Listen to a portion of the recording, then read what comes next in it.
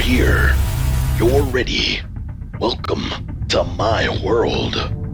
Welcome back, everybody.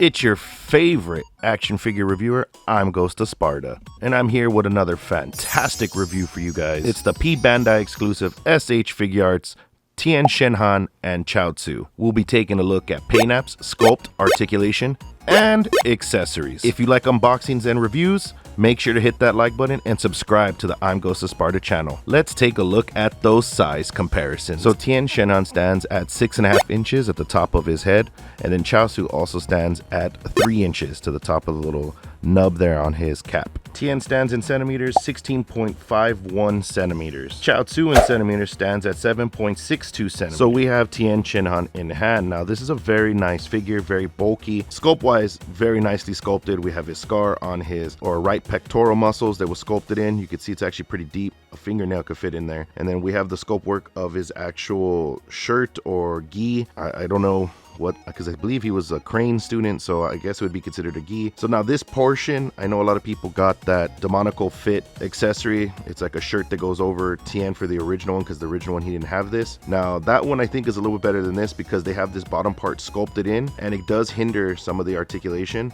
and then you're also going to get paint rub right there as well. What's nice is they did include shading, so you could see the nice little darkness around certain areas. You know, S.H Figuarts was known for having a lot of shading, sometimes too much shading, and I guess enough people complained where the shading got taken away, because if you look in the back, there is no shading whatsoever. It's only in the front. They got a little bit in his crotch area, but that's because it's probably from overspray.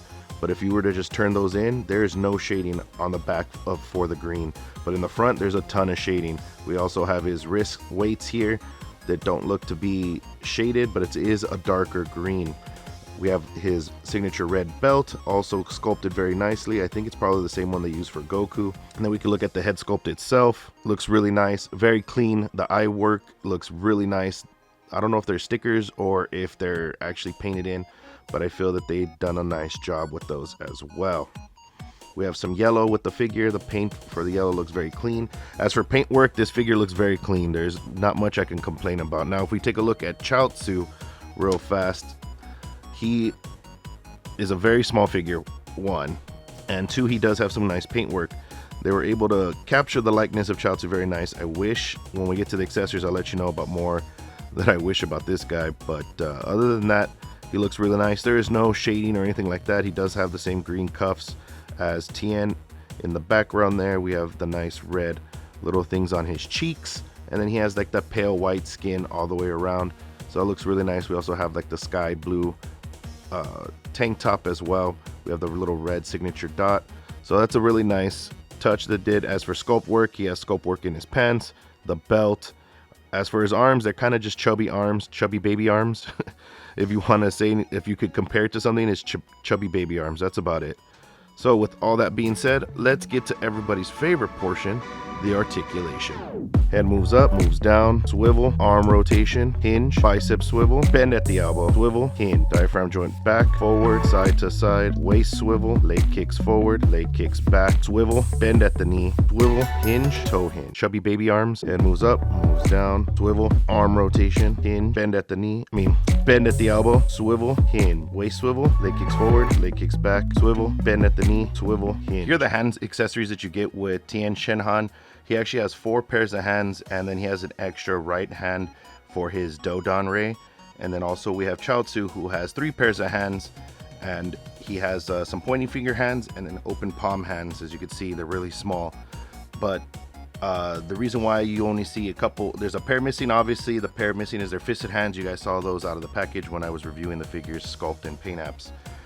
As for the joint for his wrist peg, I'd be very careful with that if you got this figure, due to the fact that it was really tight, and some of the joints on this figure is also really tight, so be very careful because you don't want to break anything. When I try to pull off one of the fisted hands to swap it out, I ended up pulling out the actual ball, I don't know, I guess it's the ball joint, like a half of it.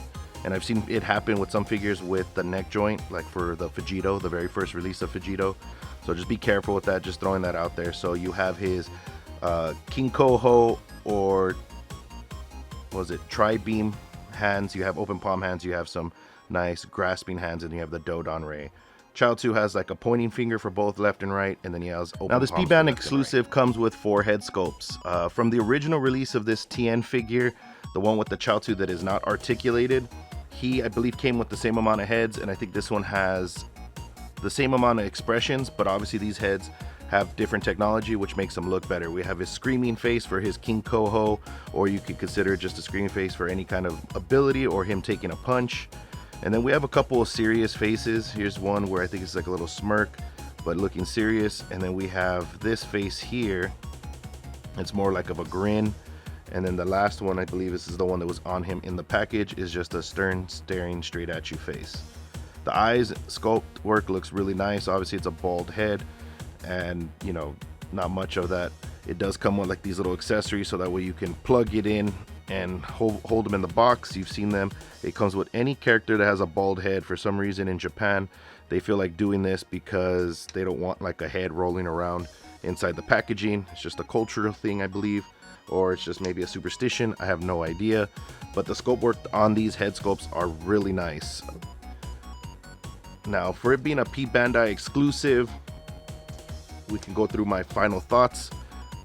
My final thoughts on this figure are kind of like back and forth. I'm on the fence. This figure is really nice for it being a P-Bandai figure. I'm glad it came with an additional figure with actual articulation. If you guys haven't seen my Birder and Goldo review, check that out. They pretty much give you just a statue with exchangeable arms, which is not cool. It's kind of like the first release of this figure. Paint apps on this figure are a little bit better due to the shading. It's kind of lackluster to the fact that they didn't get the back of the figure as well. As for Chaoz, what I would have liked to see is some actual, maybe a different expression. Maybe 2 expressions would have been fine, so that way you would have 3 heads. I don't think that would have been too much to ask. And then as for Tien himself, he's very stiff. Some of the joints you have to be very careful with. Now, I don't know if this is just a quality control issue, or is this something that P-Bandai is planning on doing all the time? You know, with the pandemic and everything, it's a little harder to ship things out. Maybe it's quality control. They don't have enough quality control people to check, but be very careful with the figure. I believe he was like a $70 figure, and you don't want it to break, especially the fact that it's an exclusive, and there's probably not going to be a second wave of this figure for a long time. Well, that's pretty much it, everybody. Please, I hope if you enjoyed this review, hit that like button and subscribe if you like unboxings and action figure reviews. And like always, I'll see everybody on the next review.